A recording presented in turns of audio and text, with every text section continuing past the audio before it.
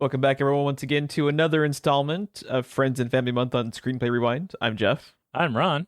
and it's kind of crazy. We're already about to be three-fourths of the way through these, unless you end up having some bonus ones. Did you ever talk to your dad? Like, are we gonna have a special bonus I will be seeing him tomorrow. Friends and Family After Hours? Which sounds really gross now that I say it out loud. No. It's like, that's what you got to pay to go see the Moulin Rouge? Just Friends and Family After Hours, man. Yeah, so we will be covering. Yeah, fucking goddamn, dude, I love that song, but it won't leave my brain now. I just find myself and that's gonna be my life for the next week and a half until something else like fucking takes that spot in my brain. Millions of years of evolution. And we still, you play one catchy tune, and it just doesn't leave the human brain for days. It's like, you think we'd be past this, but we are not. Oh, man. This movie. Yeah, Moulin Rouge is a fucking trip. I don't think we had any questions this week. Did you have any prompts or anything from Cris or anybody along the way? I got nothing this time. Okay. Did she give a reasoning for picking Moulin Rouge? She's like, we announced her choice on the last episode, but I can't recall if she had given like a breakdown on why she selected it. Did she give any additional details as to why she picked those? She had given me the details why, but we had been saving those for the episode, so I didn't voice it yet. Gotcha. Would you like to go ahead and relay those details now? We had been running the kids through Obi-Wan, all 6 episodes, and Ewan McGregor is hot, and she wanted to watch more Obi-Wan. That's fair, because Ewan McGregor is hot. And I literally said this to her during the movie. It's not fair, Jeff. And I didn't say Jeff. I just said it's not fair. And she looked at me. And she goes, "What's not?" And I was like, Ewan McGregor gets to be Ewan McGregor every day. It's not fair. It's not. Yeah, it already wasn't fair. And then he got to go and marry Elizabeth fucking Winstead, dude. I know. Just like, come on, man. Come on. He gets to look like that. First off, he's like, everyone talks about Paul Rudd's the nicest guy in Hollywood. Ewan McGregor is a close second, if not tied for first, by all accounts. Yeah. And then everyone loves him as an actor, and everyone loves him even more as a dude. And it's just like, save some fucking talent and charisma and success for the rest of us, you selfish prick. Yeah, I was going to say, he's so nice. He's so talented. He gets to sound like that all the time. I mean, come on. I also find it really funny. Like, he talked about how he was nervous about, like, singing in this. It's like, why would you be nervous when you sound that good? I know. Like, and he's a fucking nerd on top of it, Jeff. How so? I don't know a lot of the nerd background with him. He's just talked about in different interviews and stuff about how, to this day, when he's going into, like, a supermarket, he will, like, Jedi open the doors as they're walking in, and his kids are not impressed with him. Ewan McGregor, I love you so much. He said his kids just roll their eyes. Oh, that's fantastic. I had not heard of that, but I absolutely love that. That's a real thing. Yeah. Fucking great. He fucking does that shit all the time. Then there's like that gif of him in like, what is it, episode 3 or whatever, just bouncing around on the fucking Jedi fighter, like super happy. Yeah. He's such a dork, and he gets to be Ewan McGregor on top of it. I also appreciate how much of a perfectionist he was, like with the Beauty and the Beast live action movie, where he requested his entire line catalog be re-recorded because he wasn't happy with the accent of his his French accent. Lumiere, is that the name of the Lumiere? That dude. Yeah, I appreciate that, because a lot of people, as an actor, when you come in and you're just doing a voice for a live action Disney remake, that's a fucking paycheck for 99 out of 100 actors in Hollywood, and he is the one who is, saying, you know what? That movie, which was just a complete cash grab, where I'm playing the talking candle, I wasn't happy with my accent. I'm going to re-record all those lines of dialogue. Candelabra, enormous difference. Let us bullet picture. Re-record my lines. Oh, fuck. Magnifique, oui. Oh, my goodness. Yeah. fuck that guy that we all love so much. So yeah, fuck Ewan McGregor just for being Ewan McGregor. Yeah, all the time. He flaunts it, Jeff. He just walks around being Ewan McGregor out in public. He's also just got a badass name. Like, he sounds like he'd actually be like a fucking medieval like king with the name Ewan McFucking-Gregor, dude. The McGregor part, Ewan makes him sound like an Ewok. Ewan, but you know. Yeah, but altogether, like, Ewan McGregor just has like altogether, that's one badass Ewok. It's got like, a lot of fucking gravitas to it, man. His real life name has more gravitas than Obi-Wan Kenobi, which is a Star Wars fantasy name. You know? At least he's not Count Dooku. Oh my fucking god! Let's not go there. Dookie. Let's not go there, please. It's not the Jedi way. We can't go there. It leads to the dark side. I hate Count Dooku. It gets everywhere. All right, it's smushy and it smells bad. It's so coarse. It's unscented. Oh god, why is it coarse? Oh god, what have you been eating, Annie? Let's move. Annie, why? Let's move along. Annie Fanny, I say. Let's move along. No. Hang on. We have to linger here a moment. Have you heard? No. So, the internet randomly tends to get fascinated with random people thinking they're sexy out of nowhere. The current obsession, thank God we're off Jeffrey Dahmer and all of them, but the current obsession is Anakin Skywalker from episodes 2 and 3 being sexy. That's the current obsession. And they just get like turned on when he goes and kills like a bunch of little kids. All I can figure is they watch those movies on mute. Because how else would you find him sexy? From my point of view, Ewan McGregor is the sexiest. You can't win, Annie. I have the internet. I have the sexy high ground. I have the Moulin Rouge. I have the Moulin Rouge. Because I can't. Don't do it, Anakin. I can't. Oh, for fuck's sake. I love how we're high 7 ground minutes. Is alive with the sound of music, Annie. Now I'm just imagining their fucking final lightsaber fight. And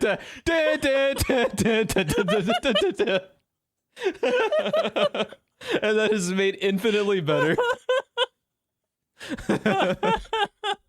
Oh my god. Oh fuck. Someone please edit that, please. Please. It has to exist. Literally anything in existence is made infinite times better if you either put the Can song over it or the Benny Hill theme song. Just pick one of the two and I'm happy. It just serves all purposes and it's always funny. It will never not be funny. It's so good. Oh man. Benny Hill has the high ground. So spoilers for Moulin Rouge, which is a movie I had not seen, which is surprising to me because it's just so fucking famous. But it was just I'd seen it one time a long time ago in a galaxy far, far away. Galaxy far, far away. Yeah, I had never seen it. I pretty much for my entire life was just kind of anti-musical. Just had watched them as a kid with my mom because my mom is a big musical lover and just detested every second of it. That was actually a sticking point with you and me on the last podcast we did. There Will Be Expletives. When we started talking about the Beauty and the Beast live action remake. Yeah. You had said a line, which I still remember. I don't know if you want me to say it or not, but you and I argued about that for like half of that episode, I think. I believe it. A lot of arguing on There Will Be Expletives. There was a lot of expletives, surprisingly. Yeah, did not bury the lead, to our credit. I was surprised at just how many expletives were in that podcast. Yeah, and then I think I talked about this at the ending of the last episode, but like what kind of like turned me around on it was Hamilton. Mm-hmm. Just really getting into Hamilton, and have since gone back and watched not like a ton of musicals, but some, like I can like I don't typically go out of my way to watch them, but I will watch them and have enjoyed some. So what were your so you said you'd watched this a long time ago and you just rewatched it now. So what did you think of it back in the day when you watched it, and what were your thoughts on this just in general, like now? So, from what I remember, I mean, it was a long time ago, but I liked it then, I liked it now, but I feel like whereas it was impressive both visually and, you know, the music and the sound and everything being impressive at the time, with the way like the green screening and stuff has aged, did you find it had a weird charm to it? Like, this whole thing is about a stage play, and the way the green screening in the movie has aged, it looks like a stage play now.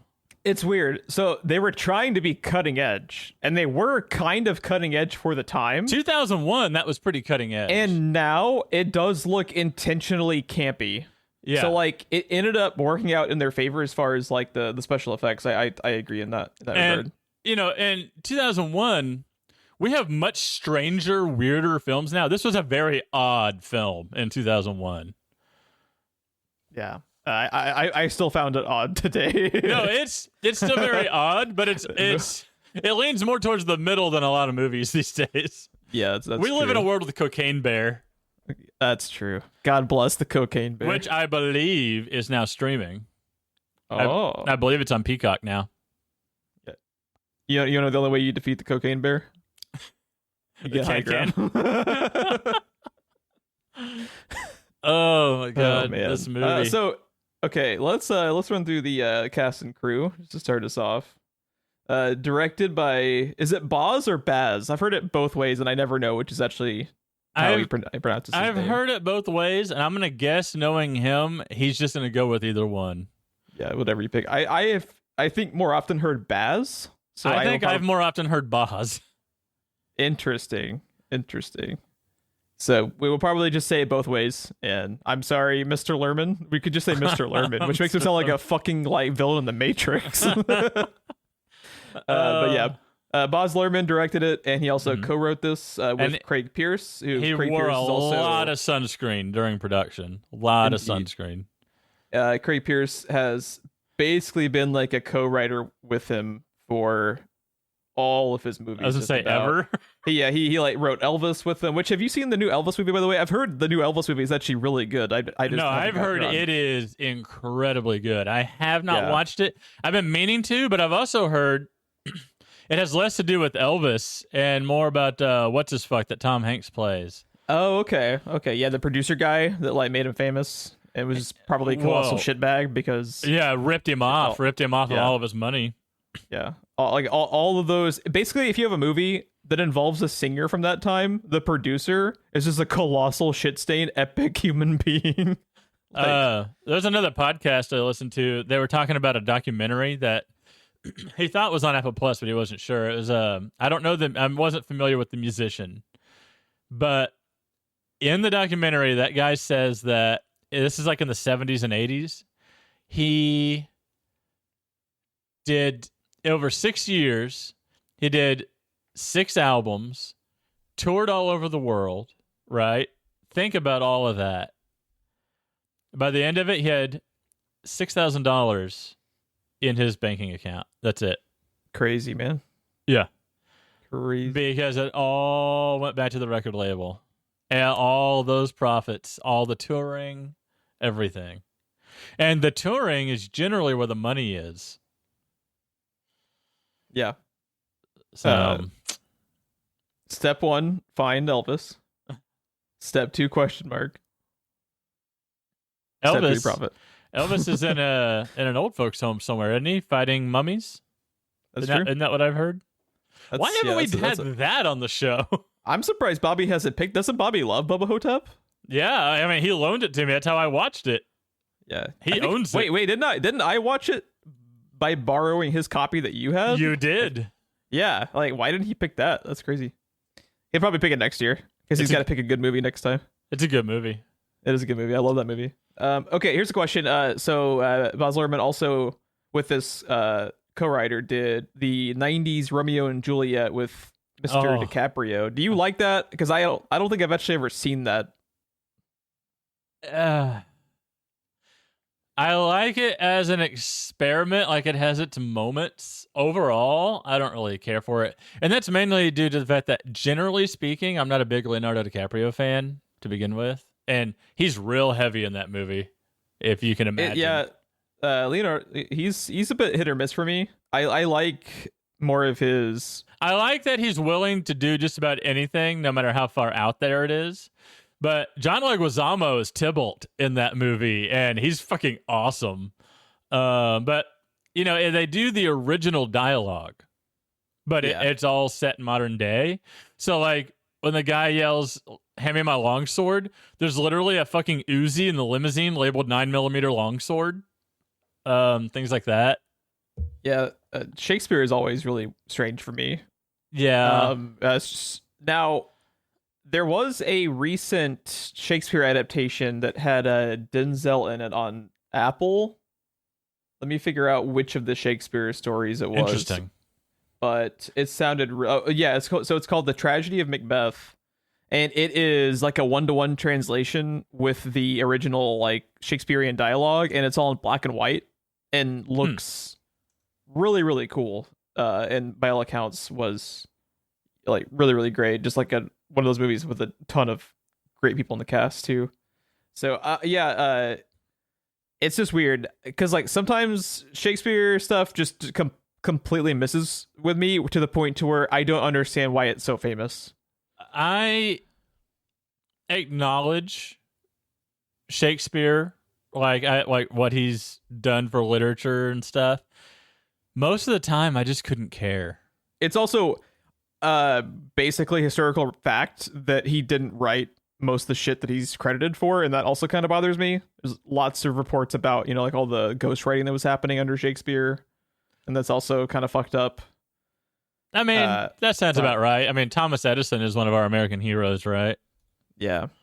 That always sucks when you have someone who is famous, centuries later for a lot of shit they didn't actually do. That always kind of irks me. But let's get back on topic with Moulin Rouge. So the cast for this movie is pretty bonkers. You have Nicole Kidman and Leah McGregor as the leads, as Satine and Christian. John Leguizamo. I would like John Leguizamo in this movie a lot better if I could understand what he's saying half the time. I would like him better if he just fucking stood up and got off his knees. Yeah. The poor guy apparently needed months of physical therapy after this. I'm just like, really, guys? Like, we're going to make John Leguizamo require physical therapy because of Moulin Rouge? Is really? That why in John Wick he has that limp? Oh, man. We have Jim Broadbent as Harold Zidler. I cannot wait to talk about Jim Broadbent in this movie. Jim Broadbent is fucking going for it in this movie, dude. Fucking bonkers in this movie, and I think honestly he's my favorite part of this movie. Interesting, because he's just so Snively Whiplash / Looney Tune / larger than life. Like, to me, he almost is this movie because he's all I can walk away thinking about. To me, he's the only person in the entire cast that fully understands the tone they were going for. And is actually charismatic enough to like make it work. I think I can't stand the Duke character in this movie, and I hate the performance of the Duke. He is like going for it in all the most annoying choices possible that makes me want to fucking stab him, and not in a he's the villain, so I'm supposed to hate him. I can't fucking stand any moment where he's on screen. It drove me crazy. I fucking hate that character, and I hated the performance so much. Oh my god, what did you think of the Duke? The Duke. The Duke. I didn't realize that John Wayne was in this movie. He's interesting. I can't tell if I agree with you or disagree with you. I don't know. It almost seems like a directing choice. Like the voice is one of the things that drives me crazy. The voice drives me nuts. A lot of people in this movie. Now, most of it, probably to your point, is directorial choices, but the choices they get made for people's voices, like Leguizamo and Richard Roxburgh, who's playing the Duke, I can't fucking stand their voices, and it almost like ruins the entire movie for me. Just these few voices alone. With the way this movie is shot, it almost feels like to me like none of these people are in the same room also, which lends a different way to the way they would vocalize their lines, It's especially bad for Leguizamo's character because he's doing the stand-in to be 4'11", by apparently, like I read, he is on a contraption to where he basically is on his knees, and connected to his knees are prosthetic feet, and then they green screened out his calves and feet. And because of that, like they took time to do that, but then they still have like forced perspective shots where he is talking separately from the rest of the cast a lot of the time anyway. So it's like, why did it hit the choices behind his character and the choices behind the Duke are really puzzling to me in this. The best example I have of what I'm talking about is, did you see Wakanda Forever? I did. There's a conversation that happens in that movie that is clearly a reshoot. And the two actresses are clearly not in the same room shooting at the same time. And one of them is like going for it, and one of them is like really playing it like cool and like undertone, like a real low voice, but one is like really excited, and it's just jarring, and it keeps doing these really fast snap cuts between the two characters as they're talking. You never see them on the screen at the same time. And what scene was it out of curiosity? Because I don't remember those. I only saw it. It's when Black Panther's sister is resynthesizing the flower to become Black Panther herself. It's her and what is it? Ironheart? Is that the character's name? It's the two of them having a conversation. Riri Williams, I think is her name. Yeah, like at the beginning of the conversation, you see them on screen at the same time, but I don't know if that's green screen or not. But after that point, it's a bunch of real snap cuts between the two characters' faces, and they're having their words mesh together, but they're having two completely different conversations. And I get that a lot in this movie. It's just not as obvious to me. I feel like it probably had better direction for that type stuff than Wakanda Forever did. Although you have to give them... Honestly, in Wakanda Forever, that's probably like a second unit director also. That's probably not the main. Also, I can't like give them shit for any directorial stuff. When you already have like a completed script and your main actor passes away in real life and you can no longer shoot that script, that's rough. Like to me, it's astounding that they were even able to like pull that movie together. Yeah. So I can't really, give them too much shit for that. But you can definitely tell there's a lot of that. It's very, very jarring. Also, they put out the final product, and I can still judge it. Yeah. But yeah, I agree. There is a lot of the early aughts editing in this made me want to go jump off a fucking bridge. Do you remember when we were talking about the first Lord of the Rings movie, and we were talking about that slow frame rate choice? Yeah. That like every fucking movie was doing around this time. This movie does that more than any movie I've ever seen, and I wanted to die. I fucking hate that camera trick so much. And that is like every fucking third scene in this movie is just constantly slow frame rate for dramatic effect for no fucking reason. God damn it. Here's the thing though. I think it fits in this movie better than it does in Lord of the Rings. It does. I still fucking hate that camera trick so much, and I don't know why every goddamn movie in this time period. It's not even really a camera trick. It's an editing trick. Yeah, well, you know what I mean. Yeah. Like the presentation of the movie being super, super jagged, fucking single-digit frame rate sequencing for no fucking reason. It's like your graphical settings are set too high on Moulin Rouge. Yeah, it's like I gotta replace my fucking GPU on Moulin Rouge, dude. It's like, all right, I gotta go turn off ray tracing and turn on DLSS. Sorry. Yeah, I gotta upgrade to the, I gotta get the 4090 so I can properly play Moulin Rouge. Sorry, guys. But you know what I'm saying though? They're really going for it graphically in this movie, and with like the green screen techniques and stuff, and the editing, and just the general overall appearance and like zaniness of this movie. That it's not a good choice, but I think it fits in here a lot better than it does with Lord of the Rings. It ground the movie and the action sequences to a halt. I want to know which movie did that shit first and made it such a popular trend, so I can go back in time and prevent that movie from ever fucking happening. Because holy shit, I feel like it's like an 80s trick or like a 90s TV trick. I think it didn't happen until the like late 90s, and then it became a constant trend really early in the aughts. Because if you remember when we talked about it in Lord of the Rings, it happens a lot in Fellowship, and they didn't pull that shit a single time in Two Towers or Return of the King. Like, not a single fucking time did they go back to that well, and thank God. It's like JJ's lens flares. They quit doing the camera tricks, the editing trick. Like that. That's all you had to do to get an extended edition. Is just, add them back all the frames, and you have an extra hour and a half of Fellowship of the Ring. It's insane. Also, did you notice at the beginning of the movie, the Audrey character is played by David fucking Wenham, who is like almost unrecognizable? I was like, is that David Wenham? And it totally fucking is, dude. Speaking of Lord of the Rings, yeah, David Wenham is. Why isn't he playing the goddamn Duke, dude? This movie would be so much better if they switched those actors. Absolutely. David Wenham is in this movie for like 2 minutes and has 1,000% more charisma than the Duke guy does. And if you just swap them, this movie becomes infinitely better in my book. Apparently he was just stopping by on set that day. They just grabbed him, threw him in the movie. It's like, dude, throw him in the rest of the movie. Come on, man. Because he's fantastic. I need more David Wenham. Oh yeah, one of the most like underrated actors of the generation, I think, is David Wenham, because like he's always great, and I feel like he's never in anything. He just hardly ever pops up and stuff. And then when he does, he finally gets like a fucking big break with an MCU show, and it's the fucking Iron Fist season 1 villain. It's like, come on, man. I forgot about that.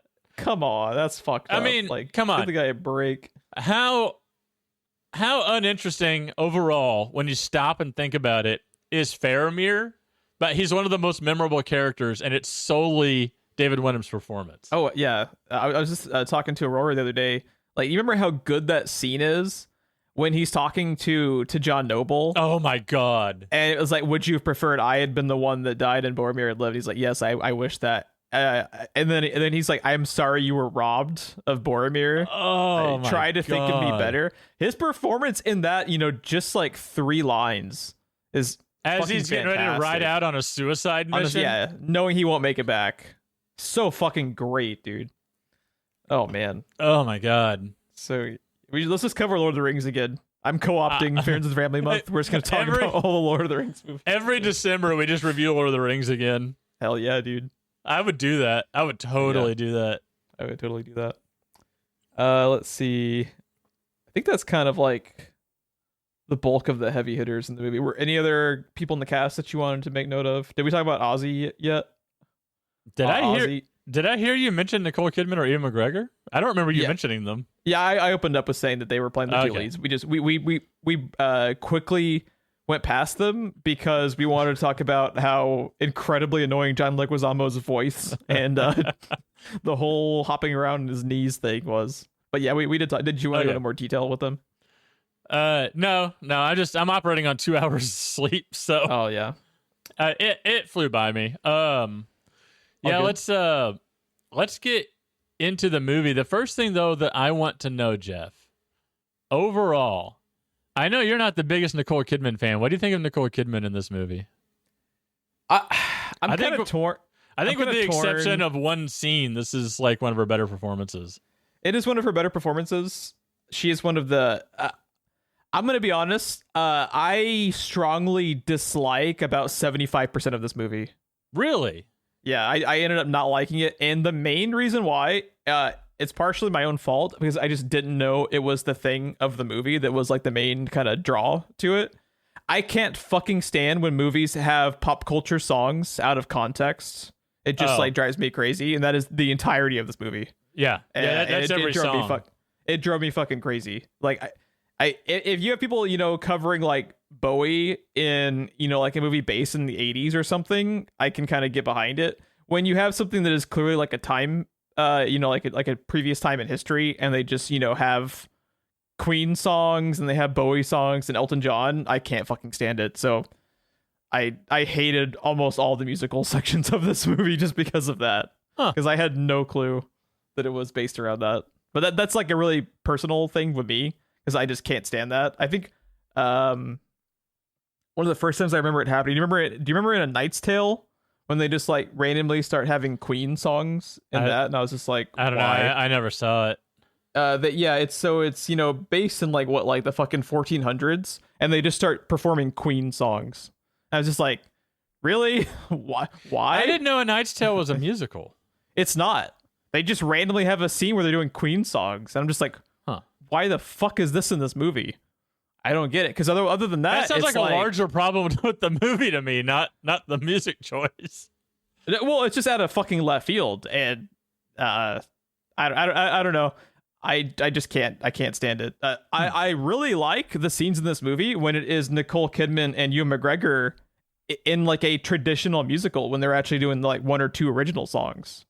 Like I didn't even know this movie had original songs. I didn't look that far into it. Their main one that is like the code for "I Love You" is an original song from What May, I believe. Yeah, it is original song from the co-writer from one of their previous movies. I think it might have even been the Romeo and Juliet one that didn't make it into the script, like the final cutting script. They put it in here, but it is an original song. Just not from this movie. Yeah. But you know, it's not a pop culture hit. You know, it's not a Bowie song. So right.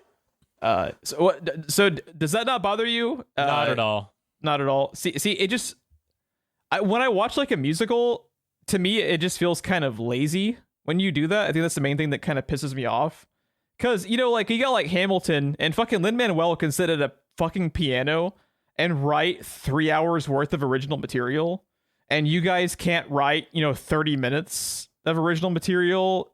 That kind of like pisses me off. It just feels really lazy. And it's because, like, to me, like, isn't that like the point of musicals, is to present actual original music that is tied into your IP? You know, you think of like some of like most famous musicals in history, and it's like most of the time it's not just taking fucking pop culture hits and copy pasting them into your movie. It just seems kind of weird as a choice to me. Yeah, I can see that. If it's to me, it depends on how it's used and the fact that this was meant to be like a movie and not like on stage. It's not like this was adapted from a stage play. Yeah, I don't know. To me, it depends on how it's used. Like, one of the biggest problems I had between Frozen and Frozen 2 is the way the music is used. And those were all original songs, and it bothered me more in Frozen 2. What bothered you about those? Like, even though I really like the music, and that's a good thing because I have kids and I've heard all of them many times. Many sleepless nights. The first movie integrates them into the dialogue and the conversation the way Moulin Rouge does. Moulin Rouge doesn't do it as good, but it does do it. In the second movie, they literally pause the movie, like, okay, we're going to sing now. And then they sing, and then when they're done, it's like, okay, back to the movie, and then we resume the movie. I get that. It's a little bit tough, I think, in that. So in the first Frozen, they're also intentionally using a lot of those songs as like initial character development. Like Let It Go is actually a lot about her character. And when you already have the main characters like fully established, I can kind of see how that'd be harder to make the music more organic. But I can see your point with that. Yeah, to me, my sticking point is more how it's used. Like, in Little Shop of Horrors, it's kind of used in the same way. Same way as like good or bad? Good. I haven't like it. The way it's integrated in the kind, like, one song is an entire conversation between Audrey II and Rick Moranis about eating Steve Martin and why it's justified. Gotcha. Like, it's an entire dialogue. The placement of the songs in Frozen 2 will never take me out of the movie as instantly as watching a movie and these people in 1900 Paris start singing Queen or Lady Marmalade, and I just instantly question, like, why? Because I can kind of get sucked into the movie when I've never considered that to be a sticking point. That surprises me. That's a thought that's never even occurred to me. It's interesting because like when I'm watching the movie, I kind of want to get like sucked into the movie, and when it's just Ewan McGregor and Nicole Kidman acting and they're singing to each other and it feels like organic within the movie as a traditional musical, I like this movie. And every time it becomes just karaoke night and we're gonna sing some random Elton John song, I'm wondering why I'm here because I couldn't care less. I don't just see it as like a spectacle, which it was kind of going for because this is meant to be kind of be like this like kind of romp of a slapsticky. I don't even know what fucking genre is Moulin Rouge because it isn't like it's all of them and none of them at the same time. And I don't know what the fuck I'm supposed to think because you have really weird slapsticky like camera work in the first 20 minutes of the movie, like or maybe it was a little bit later when they're singing to the Duke and they have like those like really weird like quick Benny Hill theme style cutting with the where they're kind of like teleporting around, but then the last like 30 minutes of the movie it's meant to be like incredibly fucking serious. I was getting whiplash from the tone of this movie, dude. Well, the tone reminds me of a Disney movie. That's why I was equating Frozen earlier, right? Like, okay, that's how like Lion King is. Like the first 20-30 minutes is a cartoon, and then all of a sudden a dude kills his brother and tries to murder his nephew and shit gets real. Yeah. You know, like all of a sudden it takes a turn. And it is very Shakespearean in that way because Shakespeare would also have like a fart joke and then, the entire cast is now dead. Get fucked. Okay. Here's one specifically that bothered me with the song choices we were talking about. Why the fuck is there a Nirvana song? Like Elton John, I get. Why the fuck are they doing a Nirvana song in Moulin Rouge? That makes no fucking sense at all. That's like a grunge band, dude.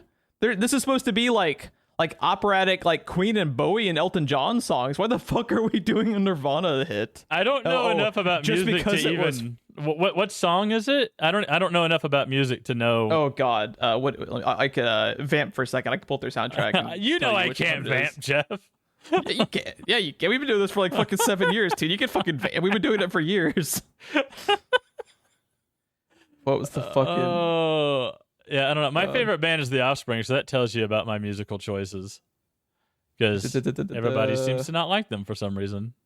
It is Smells Like Teen Spirit. Okay.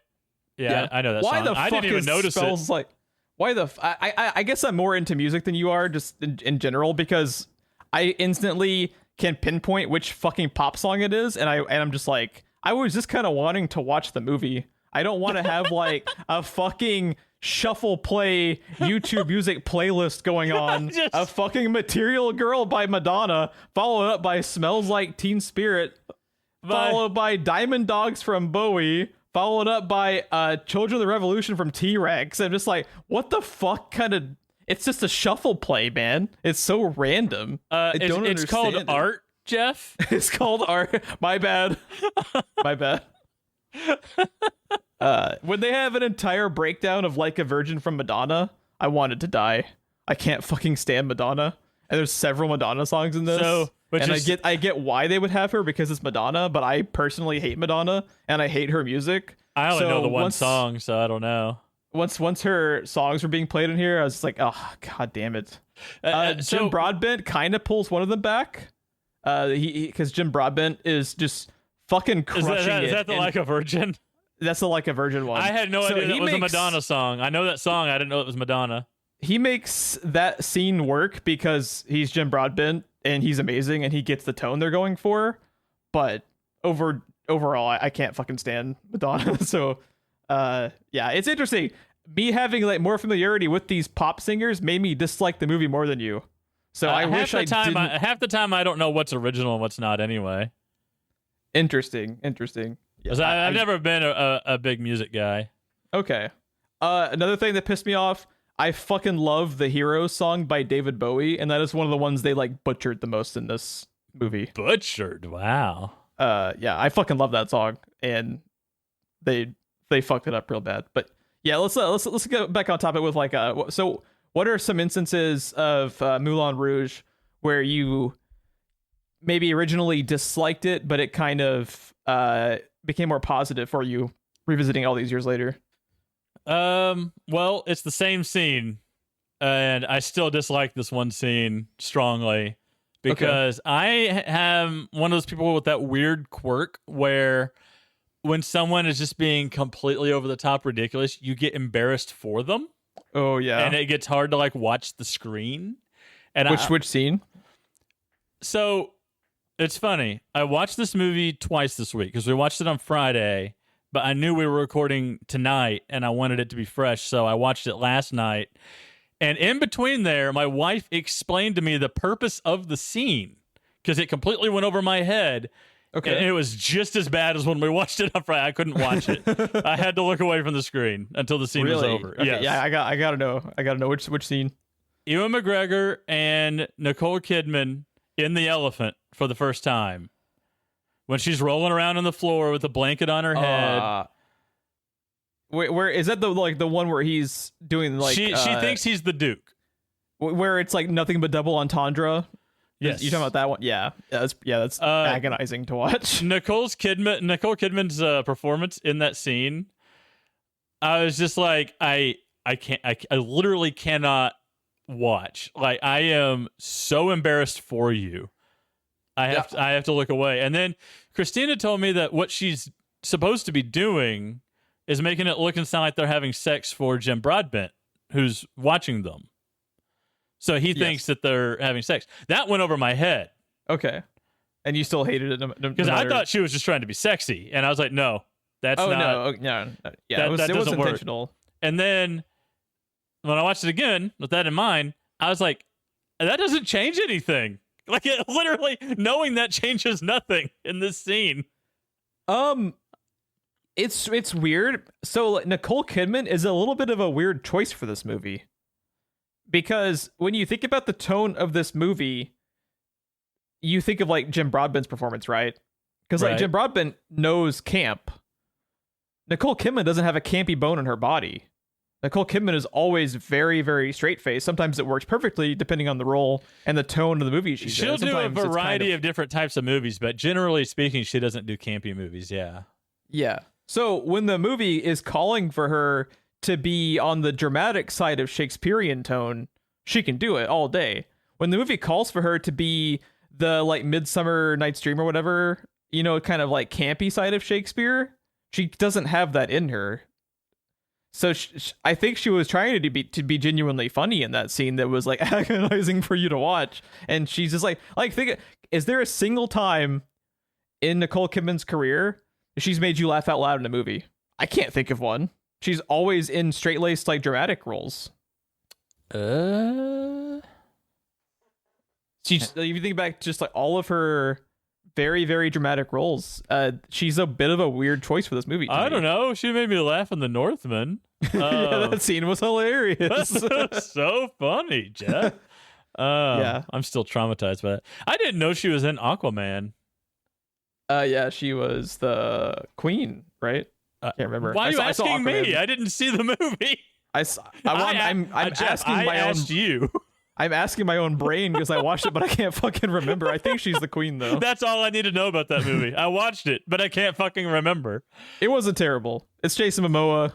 It's watchable. It's fine. There are a lot worse entries in that universe than Aquaman, I can tell you that much. I didn't realize. You know what? You know what? In Aquaman, no jars of pee as plot devices. No Jolly Ranchers? No Jolly Ranchers. Or I'm out, bro. I'm out. I'm out, bro. I'm out. No Team Eisenberg. I have the Jolly Ranchers, Anakin. You can't win. Jesse Eisenberg. Why did you say that name? I didn't know that that The Invasion and Golden Compass were in the same year. That's crazy. She had 3 movies in 2007. That was a busy year for her. Did you ever see The Others? The Others. That does not ring a bell. So it was like early aughts. It had Nicole Kidman in it, and it also had Christopher Eccleston in it. It was like a ghost story. Mm-hmm. It's like a scary movie. No, it was more like not like a full-blown horror movie, but kind of like a suspenseful thriller. And she's really good in that. And Eccleston was really good in it too. Yeah, I think you might actually like that if you ever revisited it, because it's to me that's probably like my favorite movie of hers is The Others. So I don't remember a time that she's ever made me laugh, but that could be because I had to screen Bewitched and I don't know. Maybe that broke me. I just think she avoids comedy. Because I had the same reaction the entire movie to Bewitched that I had to click, which was, in what fucking planet would Will Ferrell be married to Nicole Kidman? Like, on what goddamn earth? Yeah, is it Kate Beckinsale that's married to Adam Sandler and Click? Is that what you were getting at? Adam Sandler and Kate Beckinsale. What? Fuck, man. It's Billy Madison and Underworld, man. It's a pairing made in heaven. What are you talking about? Oh my god! Like, oh god, those casting choices are so polar opposite that I literally could not watch the movie. And I screened both of those movies. I was paid to watch them. That's totally fair. Yeah, totally I don't know. What movie are we talking about? We're so off. I was going to say, track. Everybody hated this one movie real quick. I had my issues with The Golden Compass, but largely I liked it. And I haven't seen it. Honestly, I lost his name. Daniel Craig plays Lyra's father, and Nicole Kidman plays Mrs. Coulter, her mother. Spoilers. Yeah, those are both good choices. Now, my only basis for those are the people they have playing them in the first season of the HBO series. But yeah, from what I know of the characters, those are both really good choices. I read those books before the movie came out. Yeah, Golden Compass hipster, huh? And when I read those books before they were cool.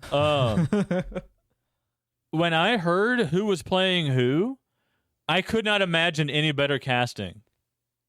Because Nicole Kidman has that air about her, right? And every movie, like you're talking about, it's almost regal the way she carries herself. Mm-hmm.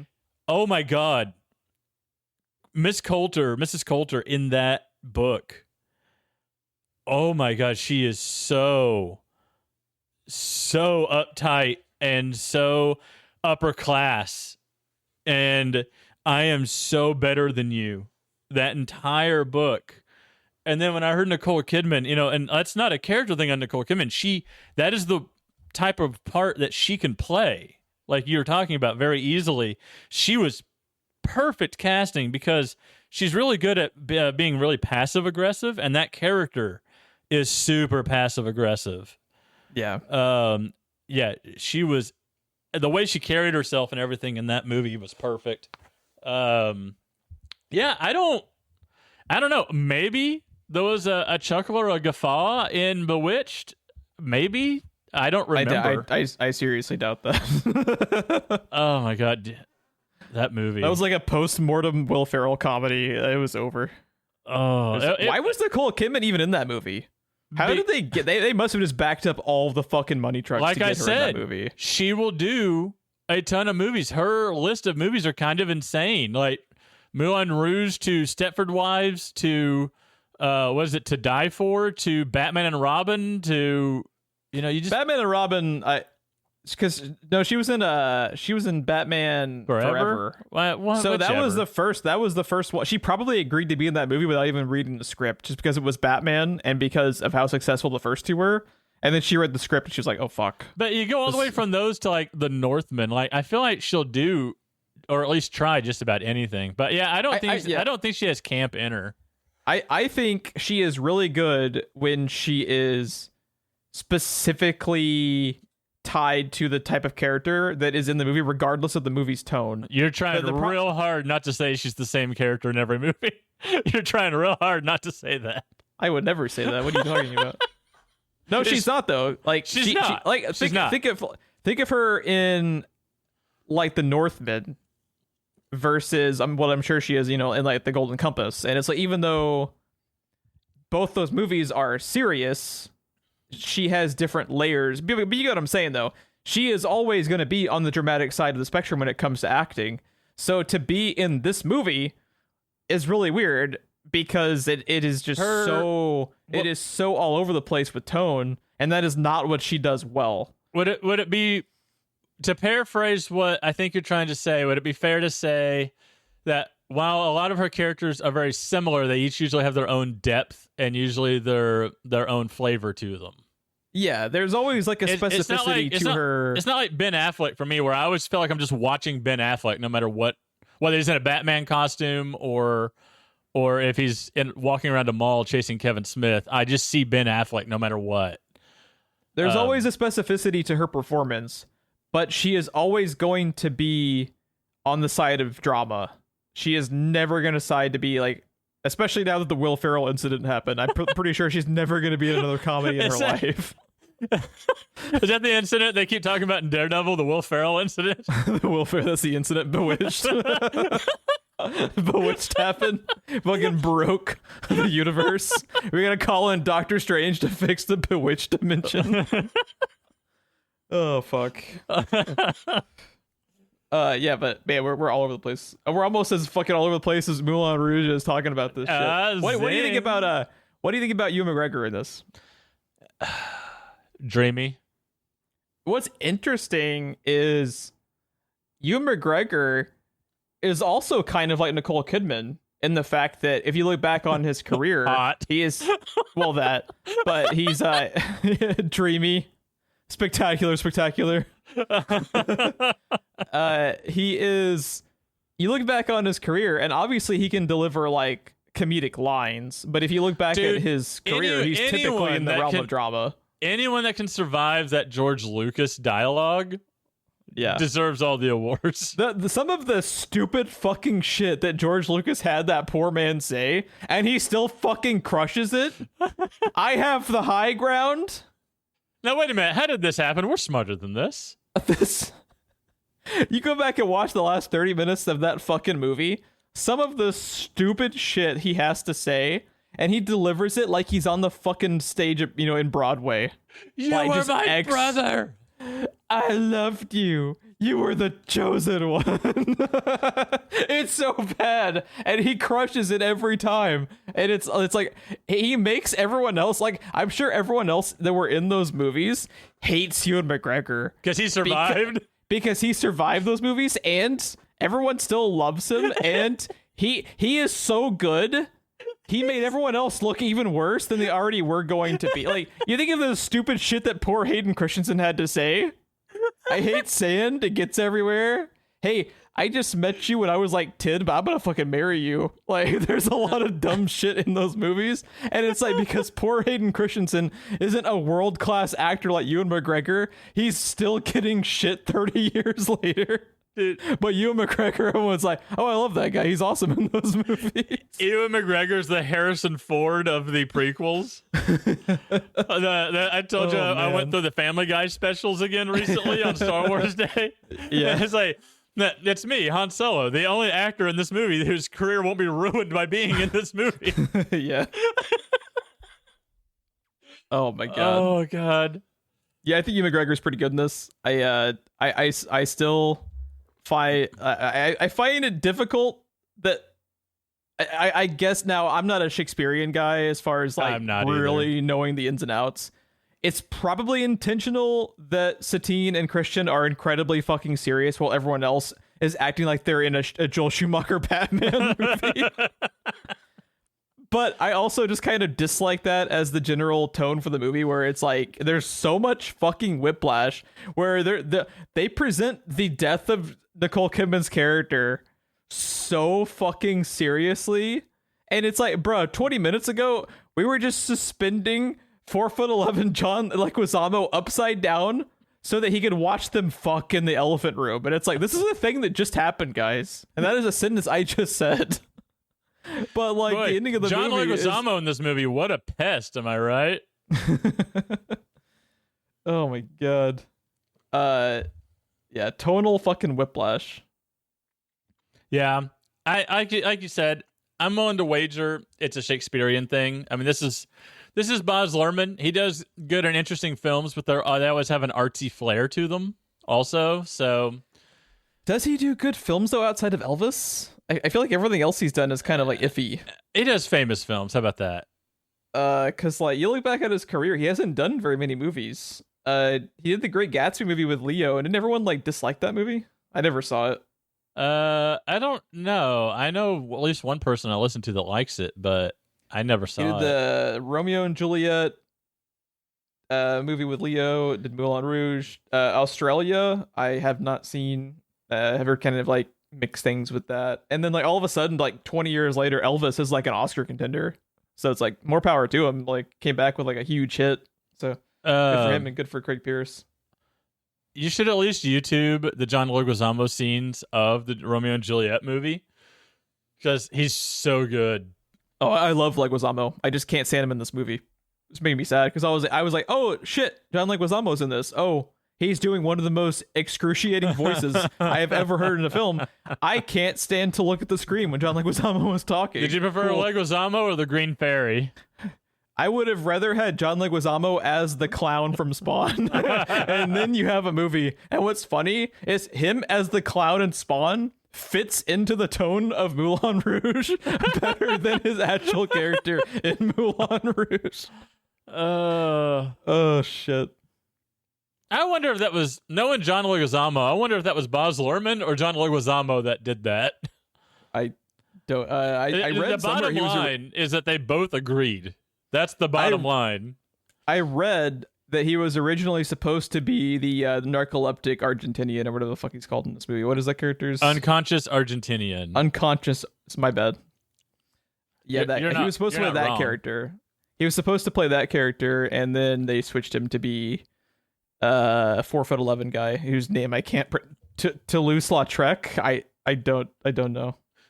Could you name a black guy, Le Chocolat, in 2023? I don't think they should have done it in 2001. It's so cringe, man. Because, like, there's social commentary around it now, fucking obviously. But in 2001, you're just like, that's a real fucking bad joke, boss. That's a real fucking cringe. Oh, fuck. That's the one character I definitely do not understand in this movie. I love him. No, one of my favorite scenes in the movie, because it's unintentionally fucking hilarious to me, is when Le Chocolat saves Nicole Kidman from the creepy pervy rapist guy. And he takes her back to Ewan McGregor, and he is just doing what you and I would do in that situation and couldn't turn away from watching Nicole Kidman and Ewan McGregor make out ferociously. It's like, yeah, I get that. They cut back to him like 4 times. Ewan McGregor and Nicole Kidman are just fucking going at it, making out like it's their last day on Earth, and Le Chocolat can't turn away. And I can't turn away either, my dude. So well, I get it, brother. They're very pretty people. They're very pretty people, yeah. Oh my god. It reminds me of a line in Ted Lasso, where one of the main characters is talking about getting to go to Elton John's Christmas party, because she's like the owner of the club and really rich and powerful, you know. Mm-hmm. And she's talking about getting to go to Elton John's Christmas party. Where Rachel Weisz and Daniel Craig have been in the past, and they put on a puppet show, and she said she's not going to go to this year's Christmas event with them, you know. And Ted asks her, "You're like, oh, you're going to miss out on the puppet show?" She's like, "Yeah, but really, all I want to see those two do is fuck." It's like, that's what I get from this. Oh god. We've been talking about this movie for an hour. What the fuck? Yeah, it's been an hour. Oh my god. Well, I mean. Here's the thing.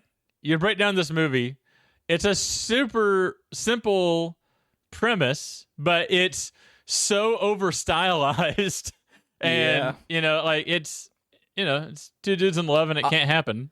I really like the kind of stock footagey early 1900s look that they have at the beginning of the movie. And I really like the operatic presentation of the Fox logo at the very beginning. That's actually like really cool. Hey, I, the way you've been talking about this movie, I imagine you were just like down in front. Yeah, I thought that was really fun. Focus. Yeah, I want to say that picture of Paris when it opens up, I want to say it's like a real like super famous picture of Paris in 1900. I want to say that is a specific image. Then I thought it was really cool to have the camera like zooms through the picture. The problem is Baz Luhrmann apparently liked that effect because he did it like 6 times in the opening. Everything in this movie that they love doing, you can absolutely tell because they reuse the same trick like 17 times before the movie's over. And also, you know how you and I often talk about how we will scroll through the IMDb photos to like, you know, remember more talking points? Yeah. And I'm scrolling through the fucking IMDb photos, and there's just a zoom in on the green fairy grabbing her own boobs. And I was like, yeah, that's Moulin Rouge. That checks out. Welcome to the Moulin Rouge. Yeah, can. Oh, God. Oh, my goodness. This fucking movie.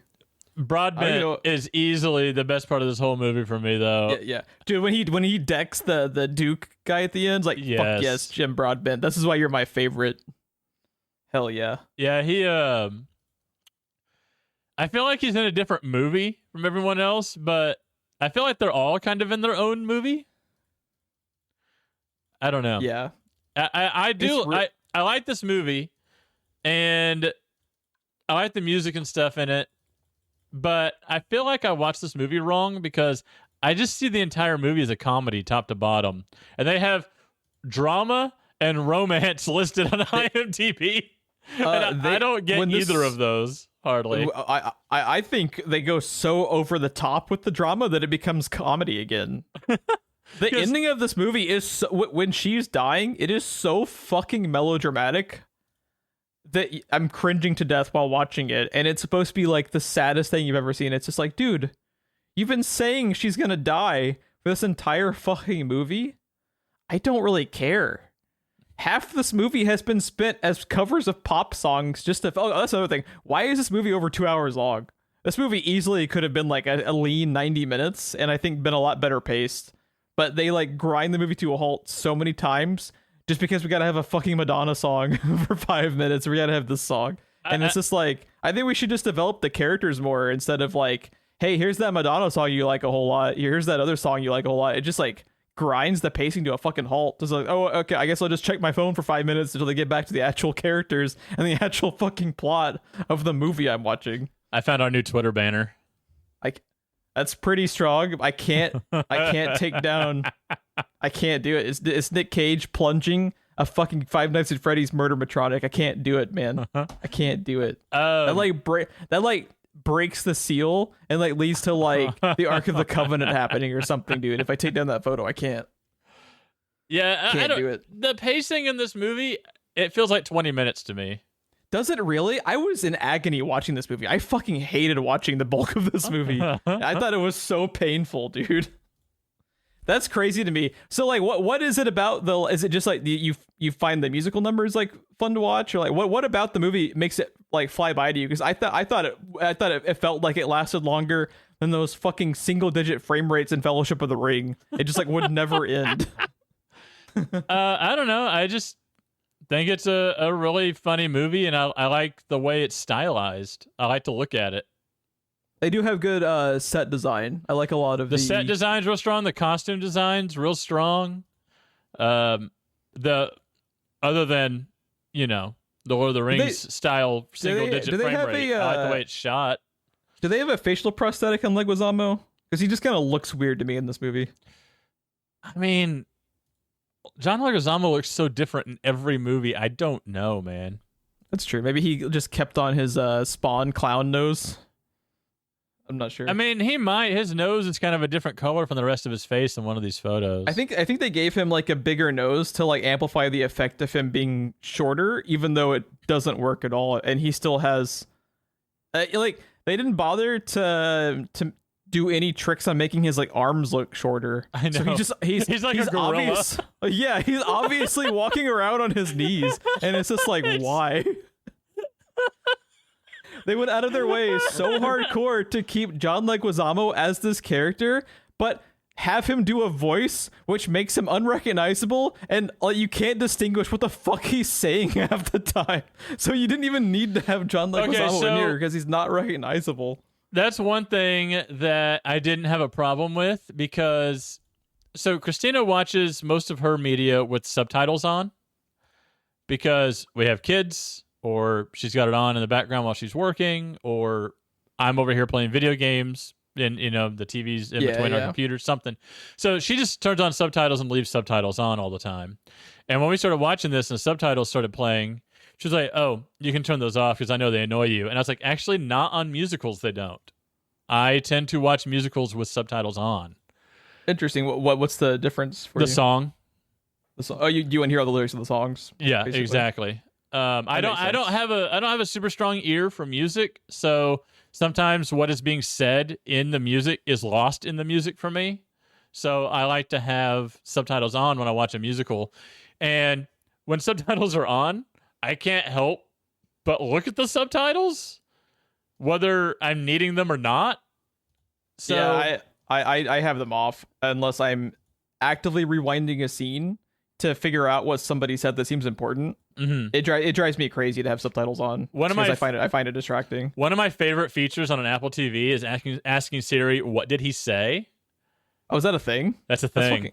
That's fucking cool. It will rewind whatever you're watching, but like 20 seconds, and then turn the subtitles on. No shit. And then when it gets back, I didn't know this was a thing. Then I'll show you next time you're over. Holy fuck. When you get back to the point that you asked it, the subtitles turn off. Bro, you just sold a fucking Apple TV. I'm buying that because I do that all the time. Dude. Because I want to know what was said, but I can't have them. Also, some people will have them on constantly. So like Chris's explanations make a lot of sense because she has a lot of distractions on around her, right? Right. Some people just have them on all of the time, even if they're by themselves in a room with no distractions. That would drive me crazy because, like you said, I have to look at them because they're on the screen. Yeah, I get distracted. Part of watching a movie or watching a TV show for me is the watching of it. I like to look at it. I like to look at the choices they made in stylizing it. I like to look at the way it's filmed, the way it's shot. But all I can look at is the words on the bottom. That's one thing that drives me fucking crazy about the subs versus dubs argument with anime.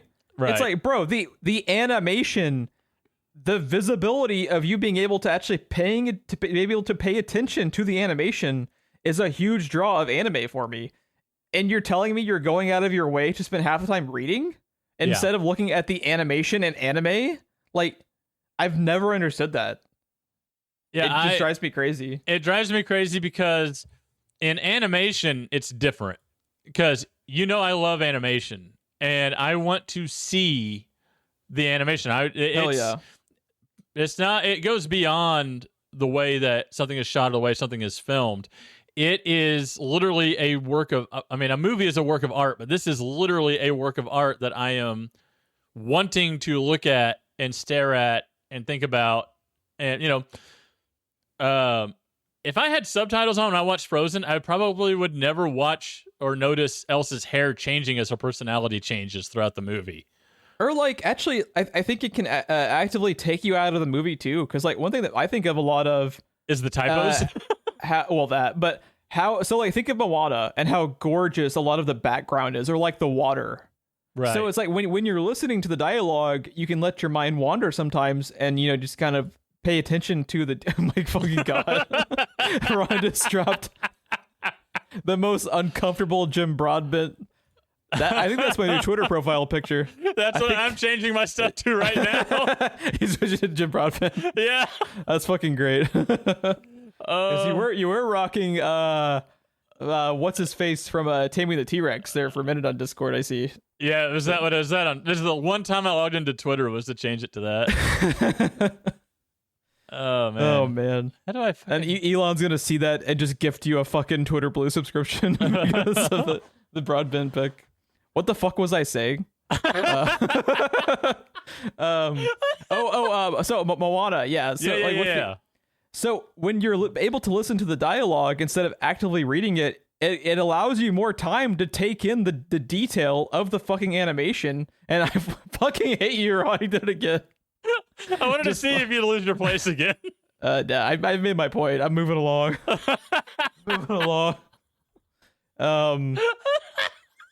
Jim Broadbent, by the way, is just a fucking international treasure that not enough people appreciate. I think Broadbent is like close to being. He's like on the peripherals of Mount Rushmore for SPR. because I really like Jim Broadbent. Every time he pops up in something, he's so good. We were just watching. Aurora really liked House of the Dragon, right? Really? So we were going, but she started with House of the Dragon after having started Game of Thrones a while back, but fell off of it just because like one of her friends was getting her to watch it, and they stopped watching it, drifted off to something else. So we went back and watched Game of Thrones again so she could better understand the houses and stuff in House of the Dragon. And we got to the part with Broadbent. Do you remember him in Game of Thrones? No. He is the asshole maester guy who is Sam's boss. Oh my at the God, Citadel. yes. And he's fucking amazing in that. And he's barely in the show, but every time he's on screen, you are just like mesmerized by how fucking good that guy is in every movie and every show. When the first thing that pops in my head when I think of him is he's a goddamn chair in Harry Potter. What is he in Harry Potter? He's a chair. He's a chair. I thought he was Slughorn in the that might be his name. I don't know, but he's like hiding from the Dark Lord or something. Oh yeah. He like transforms himself into a chair for a scene. Yeah, you're right. He like shapeshifts into furniture and stuff in this empty house. And that's just where he sits to hide as furniture. I forgot about that. Yeah, because I think of him mostly. He's in the sixth movie. Sixth movie? I don't know. Whichever one, Chris. I hate those movies. Whichever one the Half-Blood Prince is. He's like the professor. Yeah, that's the sixth movie. Yeah, he's like the professor who is tied into the backstory of Voldemort. So Harry Potter is getting like info from him or something. I don't know. I'm not a big Harry Potter guy either. But you know who's awesome in the Harry Potter movies when he's on screen? Jim fucking Broadbent. Love that guy. Yeah. Anything else you got to talk about? I'm kind of running out of like talking points. No, oddly enough, this is a weird one because there's so much to talk about and nothing to talk about, like at the same time. It's really weird. Because, like I said, when you boil down the plot, it's a super simple movie. But everything that goes around that plot, everything in orbit around that plot that happens in the movie is super complex. Yeah, it's like simplistic yet convoluted at the same time, and I don't know how. It's really bizarre. Baz Luhrmann, baby. Yeah. Oh my God. I'm just thinking about like the scenes towards the end when Leguizamo is in his Spawn Clown makeup up in the rafters, just screaming stuff that I can't. It reminds me of that fucking. It reminds me of that fucking. Do you remember the Finding Nemo meme of he's like, I can't understand a word that you're saying, but you're very cute. Like, it's like, I can't fucking understand what you're saying, Leguizamo. I love you, but I can't fucking understand you. Anything coming out of your fucking mouth, man. And Ron is just continuously copy pasting. Jim Broadbent picks into the Discord to throw me off. Well played. Yeah. I did not like Moulin Rouge. Evidently, I'm surprised. For some reason I was thinking you would just automatically like it. No, I just did not. I was actively in agony for a good portion of Moulin Rouge. This isn't as big a shock to me as like Fifth Element was. I thought you'd go for that, but I am still surprised. It is mostly just like the music thing. That always, it's just a personal preference thing that most people wouldn't care about. But I find it interesting when you go out of your way to make your movie a musical. You are putting a lot on the line because not only do you have to make the fucking movie, but you have to make the songs good. You know, there's a lot of like, it's one of the things that draws me to Hamilton. Can you imagine, Ron? It's difficult writing one fucking good song. You're going to tell me like Lin-Manuel can sit down at his piano over the course of years and write 3 hours worth of songs. And at worst, they're like a 7.5 out of 10. The artistry behind that is fucking mesmerizing to me. And when I'm sitting down to watch this, and I think it is a traditional musical where they have made original music for it, just to find out it is just covers of pop songs. And I typically dislike covers of songs just in general. Really? It was like laser. Fuck you, Ron, and your Discord images.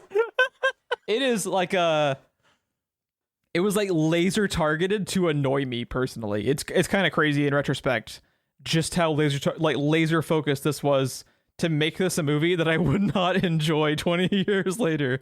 It's kind of crazy. That being said, like, I like certain parts of it a lot. We've talked about, I really like Jim Broadbent's character. I think Nicole Kidman and Ewan McGregor, fuck you, Ron. Please stop. I am just turning off my monitor now.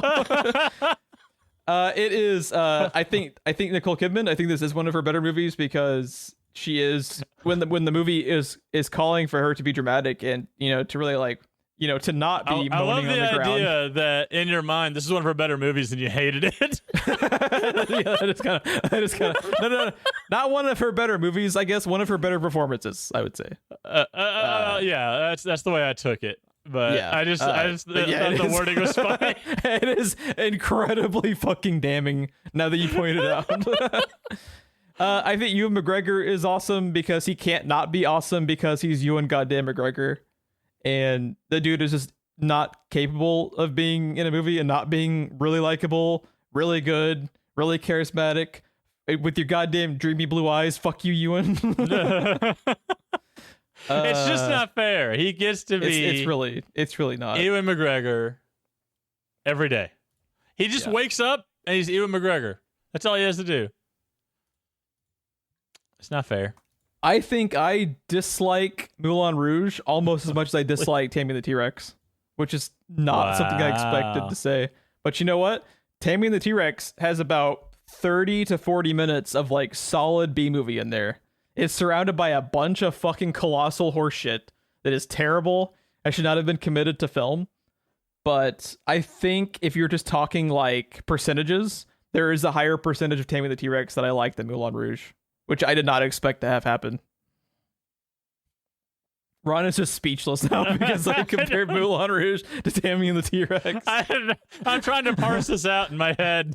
Yeah, just did not like it. So what you're telling me is if Ewan McGregor was a T-Rex in this movie, you'd be all about it.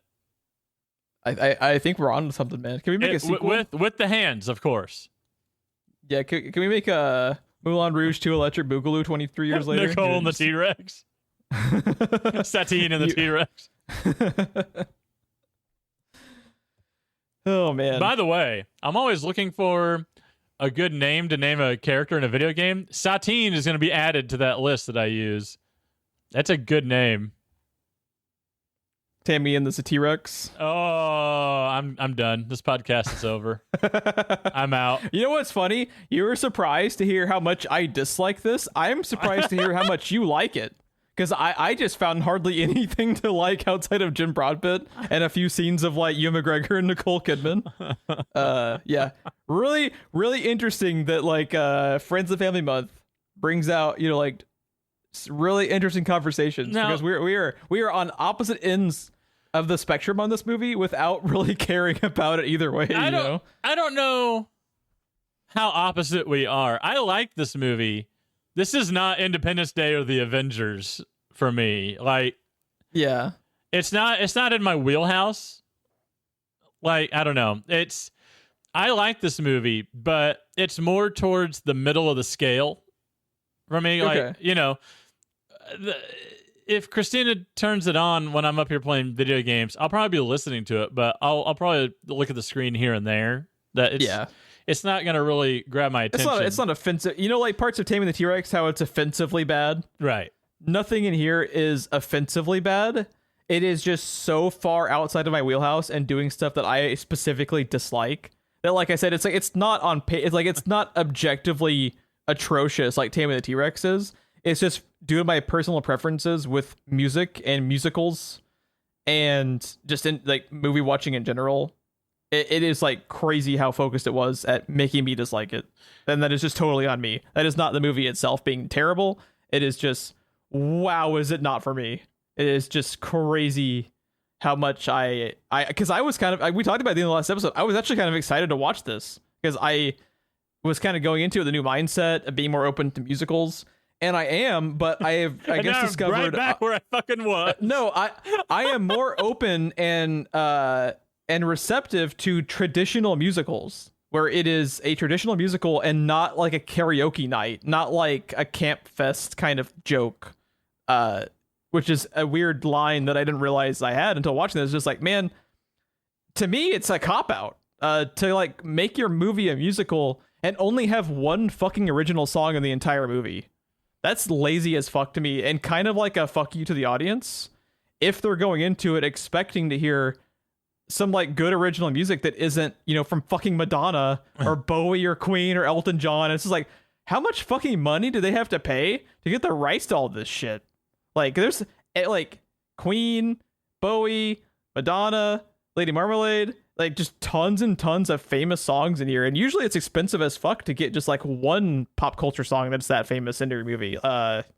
They have all of them. They have every pop song that's ever existed is fucking covered in this movie. It's kind of wild. Like, they went all out with the budget for this, I guess, because I'm sure 90% of the Ron's Discord image has changed in broadband in real time. As I was watching it, it changed in real time. It's fucking great. So yeah. Yeah. So yeah, Moulin Rouge, real 9.5 out of 10. You know, just a solid masterpiece. And I have no notes. I have no notes at all. You want to hear the note that I wrote down, because it applies now more than ever? Oh yeah. Go ahead. I totally forgot that you had that note. Because I've just been voicing how much I fucking hate Moulin Rouge for 90 minutes.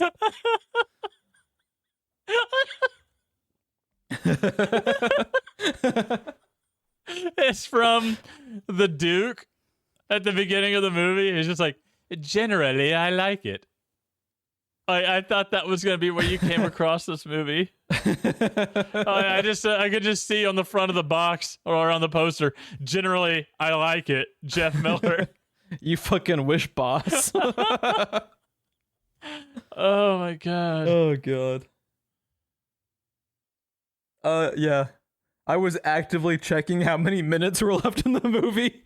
And when I would look at it, it'd be like an hour and 10 minutes. I'd be like, how? Boss? What more is there to cover? Oh, that's right. We got 20 more pop songs. We gotta cram in this bitch before we're done. Yeah, for me, the movie just ended all of a sudden, you know? That's crazy. It's so funny. Like I said, I think I watched this movie incorrectly, because I think it's supposed to be taken more seriously than I take it. Okay. Yeah, I was taking it on both comedic and dramatic levels, because it was just like I see zero drama in this movie at all. Really? See, I see melodrama all over the fucking place. Like Degrassi level fucking amateur hour fucking melodrama, and I'm like dying. Watch it. Christina might actually listen to this episode. She is that once you tell her how much I fucking hated Moulin Rouge. I'm sorry, Chris. No disrespect. She's all about Degrassi.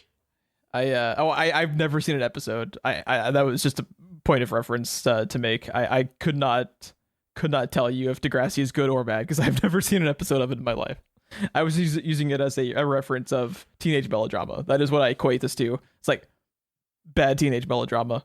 That is like, even in the ending, you didn't get the drama, because like they fucking slow this movie down to a halt, and she's dying for like what felt like 5 hours to me, as they're just all crying. It's just like, it's supposed to have the gravitas of like the ending of Lord of the Rings, of like this epic journey the characters have been on when they've been doing nothing but fucking dancing and singing. And it's just like, why are we having so much character? I don't even know. I don't know. I'm just gonna walk away.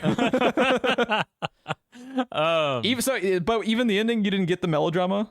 I mean, I get some of it there. I mean, most for the whole stage performance when that's all going on, I'm just laughing at it. But when the curtain drops, I mean, I get it there, but yeah, I don't know. I do like, by the way, the two things I did want to point out. I like that she dies basically right after curtain drop. Put that on the poster. I like that she dies. No, I like that she dies right after the curtain drop, because, you know, the curtain's closed, right? Yeah. Figuratively and literally. And But again, I feel like Ewan McGregor's in a different movie because for me, this movie is almost Airplane, and that like shriek of emotional pain he has. It's like you view it as like the tone of Airplane. Almost, yeah. Okay, you are watching this movie incorrectly because this movie wants you to fucking care, and I couldn't care less. Oh, I couldn't either. Like, dude, that's crazy. Like, I think your brain, I think the fucking white blood cells in your brain are actively rejecting the tone of this movie to save you, and mine did not. I was not saved. The way that this movie is filmed, I can't help but look at it as a Looney Tune. It is for like half of it, and then it's all of a sudden trying to be like a fucking Scorsese drama. I'm just like, what the fuck is happening? Yeah. I like that was your takeaway. Yeah, I don't know what the fuck my takeaway is. Your brain is broken. Good night. I'm fractured, dude. I will never be the same. Moulin Rouge 1, Boz 1, Jeff 0. And Ron wins all around. Yeah. You got a new Twitter and Discord profile pic out of it. You've gotten to derail like 5 of my rants by this catalog and library of broadband images you've added to the Discord. Yeah, this is a great time for Ron. Great time. Oh, man. I enjoyed myself. It has been a fun recording. I did not have fun watching the movie. Ron, any other final thoughts? Fuck, quit putting fucking pictures on the Discord. I'm minimizing this shit again. Ron, do you have any other thoughts on Moulin Rouge before we sign off? No, that's pretty much where I'm at. All right. Masterpiece. My new favorite movie. I will watch it every day. Every day. I'm curious to find out what we will be watching. Yeah, so we're about to announce what might be our final Friends and Family entry. We might have a little bonus episode. We will talk about that when that is confirmed or denied. But yeah, we will confirm that. But first, I will do our sign-offs just to get those out of the way. If you would like to follow us more, and why wouldn't you? And if you don't after hearing me rant for 90 minutes, that's on you, man. This was an unexpected good time for me. An unexpected delight, because you're going to hear me like lose my mind about a movie that you don't fucking give 2 shits about. I got to watch one of the greatest comedies of 2001 and listen to Jeff blow a blood vessel. Yeah, did not like it. Did not like it. Might be a surprise to people finding this out now. I did not like it. Yeah, we're on Twitter at SPR Filmcast. If you would like to have a question or prompt discussed by Ron and myself, you could email us. We're at screenplayrewind@gmail.com. Or you can hit us up with Twitter DMs, whichever way you prefer. We're also on... How did you watch Moulin Rouge? Write in and tell us. Did watching Moulin Rouge make you rethink your Hulu subscription? So reply back yes or no. You mean the one app?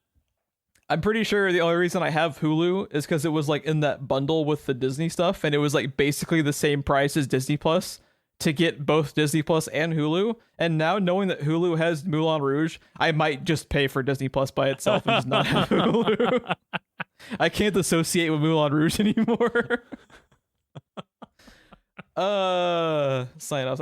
Ratings and reviews on any platform you caught us on always helps, and be sure to like and subscribe on YouTube to get us more traction on there. Anything I missed with the sign off, because my brain is just like a pile of fucking Play-Doh right now after this episode. Share, subscribe, leave a comment. Yeah, leave a comment. Otherwise the algorithm doesn't pick you up if you don't say these things in that order. What were your thoughts on Moulin Rouge? Most downvoted video we've ever done. Because the people that like this movie love this movie typically. If you like Moulin Rouge, press like. If you dislike Moulin Rouge, press like twice. What? Just to really confuse the algorithm. Like, we got a lot of people hitting like, and not. It's like we got a lot of whoopsie daisies in the algorithm. We got a lot of wavering going on with the reaction to our reaction to Moulin Rouge. This fucking show is a clusterfuck, and I kind of love it. But Ron, which would you one? like to know Ours or Moulin Rouge? Yes. Would you like to know, Ron, what our final entry potentially is going to be for this year's Friends and Family Month. I'm nervous because you're Aurora's movie selections could either be the best movie we cover, or it could be My Tammy and the T-Rex. I don't know which one. I feel like I yelled about Moulin Rouge more than I did Tammy and the T-Rex. I think I did, dude. I think you did. I think I did. Well, it was cut and dry with Tammy and the T-Rex, right? The B-movie parts were great. The weird rapey stuff, not so great. That was it. That's the whole review of Tammy and the T-Rex. Yeah, there's a lot more nuance to how much I hated this movie. Yeah, your opinion was very subtle. I'm really glad you laid it out for us at the end. Yeah, very, very, just as much nuance as a Nicole Kidman performance. I mean, come on now. I don't know how to take that. I don't know if I should be hurt for her or what. Then it's working. A lot of nuance to your opinion. Yeah. Me yell about a movie for 90 minutes in a recording? That has never happened in the history of any channel. That would never happen. I mean, we didn't lie. We said there will be expletives. It is true. And there were. And there continue to be expletives when you have Jeff watch Moulin Rouge 22 years later. I think our podcast description that went up on all of the sites for that was something like, there will be expletives, and then the bio was like, there are a lot, if I recall. Yeah, something cheeky. There was something like that. Course. All right, Ron. Next finally, week, what is it? We are covering, drumroll please, Barbie as the Princess and the Pauper. Are you serious? Yep. We are covering a Barbie movie. A Barbie movie? A Barbie movie. I'm out. Buckle in. Is Michael Keaton kin? That's all I need to know. Is Michael Keaton kin? I can neither confirm nor deny. And is What's-Her-Face Barbie? Actually, What's-Her-Face might be Barbie. I think that's why they had her as Barbie in Toy Story. Little Mermaid, is she Barbie? I don't know. I don't fucking know. What is it? We are also trying to determine. Aurora has had me watch a few Barbie movies, and I don't know if I've seen this one or not. I can't remember. You've been watching Barbie movies? I have been watching Barbie movies. Ooh. I didn't select them. This is gonna be a rough time. This is that. Oh my God, what year is it? 2004. I think. You know what's funny? I think when you go to rent them, there is no HD option. It's awesome, dude. It's awesome. Oh, look at this. Mark Twain getting the writing credit for the original story. We're going from Shakespeare to Mark fucking Twain, dude. We have all the culture on this show. Yeah. Martin Short. We are nothing if not cultured. Why is Martin Short in this movie? The guy needed to pay rent. Did someone tell him, hey, we have a Mark Twain movie for you? That's how they sold it. And he agreed to it before reading the rest of the script. Why? It's like, oh, fuck. Why Barbie? Mickey Mouse did a far superior version of this story. You don't know. You haven't watched it yet. Oh, I can tell you by what I'm seeing. You haven't watched it in 480p glory. Dude, I'm looking at these pictures. Dude, I'm telling you, it's gonna be a fun recording. Oh my God, it's gonna be great. It looks like a GameCube game. It really does. You disrespect the GameCube. It's in 64. It's just no, they're not triangular. They haven't gotten to that point yet. Oh man, yeah, it's gonna be a fun time. So I just want to recap, Ron. What happens when you let friends and family pick your movies? You get, and I repeat, Tammy and the T-Rex, Memories of Murder, Moulin Rouge, and Barbie as the Princess and the Pauper. I just gotta clap for the audience right there, because that's money in the bank right there. That's almost as much whiplash as Moulin Rouge has, man. That's crazy. Well played, everybody. The voice of Barbie in this is Songo from Inuyasha, and that's all I'm gonna hear the whole time. Nice. I don't know who that is. I watched a little bit of Inuyasha, but I do not remember. Do you remember the chick with the giant body length boomerang that she threw? Ooh, that does sound familiar. I probably do. Yeah. Probably do. Yeah, apparently that is Sango. She's also Wanda Maximoff in X-Men Evolution. There you go. What platforms for Barbie and the Princess? Whatever it's called. Princess and I'm trying to find it. Barbie. There's so many Barbie movies. Good God. So many Barbie movies. I'm having a hard. Oh, here it is. I found it. It is available for rent on Apple, Amazon, YouTube, Vudu, and Redbox. Redbox still has a streaming service? That's surprising to me. I figured that shit would have been like fucking extinct by now. Like, who goes out of their way to rent Redbox digital shit when you have like Amazon, YouTube, and Apple sitting there? I just doesn't make any sense to me. The real question is, especially when it's the same price. The real question is, out of all those services you just listed, which algorithm do I want to fuck up the most? Because once I watch this, you can never go back.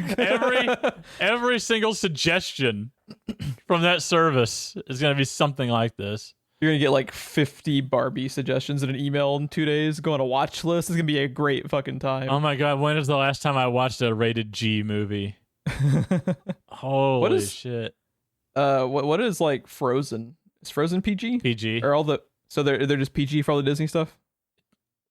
Yeah, it's PG, I think. Yeah, that makes sense. I don't know. Real quick, let me just fact check that since we said it. Are you looking up Frozen? Yeah. That's probably PG. They probably just do PG. It's PG.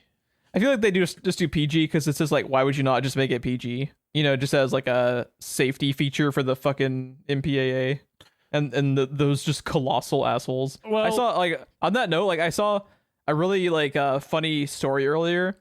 Did you know that Taxi Driver was given an X rating? And to get rid of the X rating, they changed the color of the blood by 2 degrees on the color palette. Really? It got an R. Wow. And just how wait, it went from X to R, not like NC-17? I think it. Oh well, it was in a video where Tarantino was talking about it, but he specifically said it was given an X rating. Wow. And they switched it from X to rated R based on just the color of the blood being changed very, very slightly. And that is so much of a colossal fucking joke the MPAA is. Does it look like jelly jam? It looks like melted Play-Doh. It's a good movie though. They changed all the blood in the movie to walkie-talkies. It's fine. Yeah. Now you got a fucking R on your hands, man. We can just make it PG. Walkie-talkies for everybody. Okay, the last thing we have to end on is fucking South Park when they're all charging into their house, carrying walkie-talkies, they're shooting each other with walkie-talkies. I think my favorite part is the Saving Private Ryan scene with the walkie-talkies. They're walking around with their arms and limbs in their hands, but they're also carrying walkie-talkies, and it's fine. It's such a good fucking joke. Oh man. Okay, yeah, we gotta get the fuck out of here before I start talking about Moulin Rouge again, dude. I have like a nervous tick to bitch about this fucking 20-year-old musical for some reason. I gotta go seek help. Thanks for listening, I think. They didn't have listen. A good night. Yeah, they didn't listen. Have a good night, everybody.